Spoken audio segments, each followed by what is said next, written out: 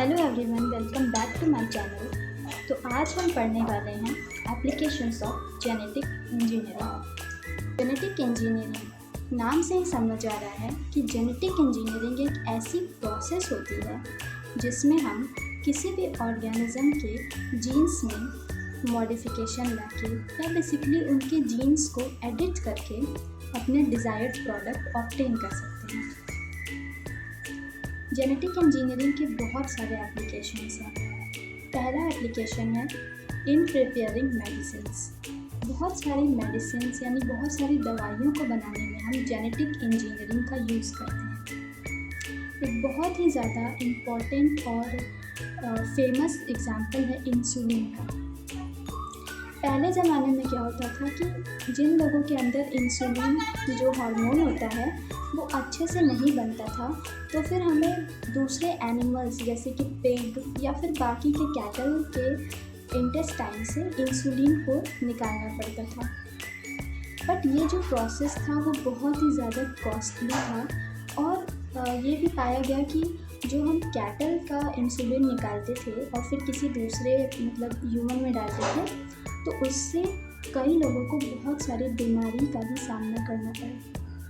फिर बाद में जब साइंटिस्ट ने जेनेटिक इंजीनियरिंग के बारे में रिसर्च किया, तो फिर इस जेनेटिक इंजीनियरिंग का यूज़ करके बहुत सारे पॉपुलेशन में ये जो प्रॉब्लम थी डायबिटीज़ की, उसको इंसुलिन बनाने के बाद हटाया गया। और जेनेटिक इंजीनियरिंग का यूज़ करके हम बहुत सारे क्रॉप्स भी बना सकते हैं जो कि पेस्ट एंड डिजीज़ रेजिस्टेंट होते हैं, जैसे कि BT cotton. BT cotton basically एक ऐसा जेनेटिक इंजीनियर्ड प्लांट होता है जो कि बॉल वॉर्म से उसको कोई फ़र्क नहीं पड़ता।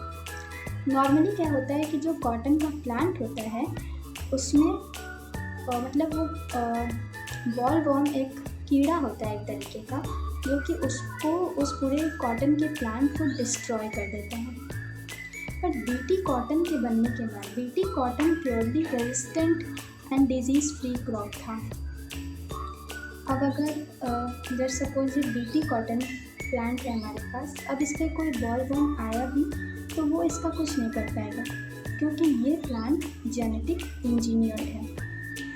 ऐसे ही बहुत सारे एग्जांपल्स हैं जहाँ पर हम ट्रांसजेनिक एनिमल्स भी बनाते हैं, जैसे कि transgenic cow, transgenic rat, transgenic kettles, जो कि हमारे लिए बहुत ज़्यादा यूज़फुल होते हैं in production of milk and other substances.